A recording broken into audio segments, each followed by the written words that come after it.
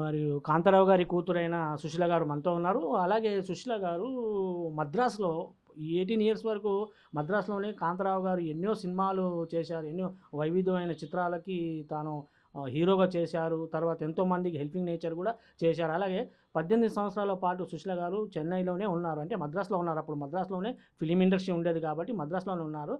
తర్వాత film industry హైదరాబాద్‌కి shift అవ్వడంతో కాంతారావు గారు కూడా హైదరాబాద్‌కి రావడం జరిగింది. అలాగే సుశీల గారు కూడా ప్రస్తుతానికి మన ముందున్నారు. ఇప్పుడు సుశీల గారి ఏజ్ చూడండి మీరు, అప్పుడు 18 ఇయర్స్, ఇప్పుడు ప్రస్తుతానికి తన ఏజ్ చూడండి. మేడం చెప్పండి. ఇప్పుడు నేను 68 ఇయర్స్ అండి. అప్పుడు 18 ఇయర్స్, ఇప్పుడు 68 ఇయర్స్.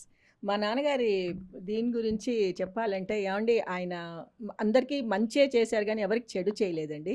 శారద గారు మాకు మంచి ఫ్యామిలీ ఫ్రెండ్ అండి. అప్పట్లో మా ఇంటికి వస్తూ ఉండేవారు శారద గారు కూడా.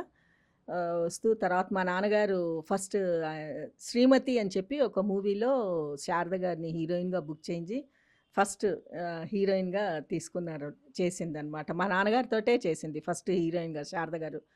దాని తర్వాత వాణిశ్రీ గారు ఫస్ట్ 'మరపురాని' కథ రిలీజ్ అయిందండి. అందులో చేశారు. తర్వాత 'దేవుని గెలిచిన మానవుడు' అని చెప్పి ఒక సినిమా ఫోక్‌లోర్ పిక్చరు. అందులో వాణిశ్రీ గారు కూడా చేశారండి.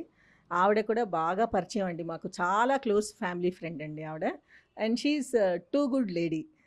తర్వాత వచ్చి రాజశ్రీ గారు రెగ్యులర్‌గా వస్తూ ఉండేవారండి మా ఇంటికి. తను ఫ్యామిలీ ఫ్రెండ్ అనమాట. బాగా క్లోజ్ ఫ్యామిలీ ఫ్రెండ్. విజయలలిత గారు కూడా ఎప్పుడన్నా వస్తూ ఉండేవారు.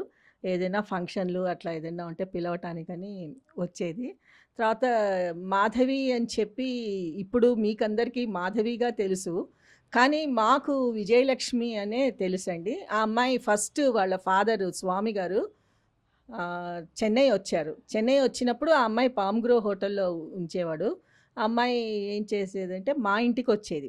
మా ఇంటికొచ్చి ఇక్కడ హైదరాబాద్‌లో 'వస్తాడే మా బావ' షూటింగ్ అప్పుడు ఆ అమ్మాయి చూడటానికొచ్చినప్పుడు మా ఫాదరు మాధవిని చూసి, "ఆ అమ్మాయి కళ్ళు చాలా బావుంది. మేకప్ టెస్ట్ చేసి ఫోటోలు తీయండి చూద్దాము" అన్నారు. సరే అనేసి మేకప్ టెస్ట్ వేసి ఫోటోలు తీశారు. ఆ ఫోటోలు తీసుకొచ్చాక మా అన్నయ్య గారికిచ్చి దాసరి నాన్నరావు గారికి అట్లా కొంతమంది ప్రొడ్యూసర్ల దగ్గరికి పంపించారనమాట. ఆ అమ్మాయి ఫోటో చూడమని చెప్పి, ఆ అమ్మాయికి ఏదైనా ఛాన్స్‌లుంటే ఇమ్మని చెప్పి. దాసరి గారు చూసి ఆయనకి నచ్చింది ఆ అమ్మాయి. నచ్చి పిలిపిచ్చారు. పిలిపిస్తే వచ్చింది, వెళ్ళింది, ట్రై చేసింది. ఆ అమ్మాయి అదృష్టం కొద్దీ 'తూర్పు పడమర' సినిమాలో ఆ అమ్మాయిని బుక్ చేసుకున్నారండి తెలుగులో. బుక్ చేశారు. అది అది కూడా బానే పోయిందనుకుంటాను.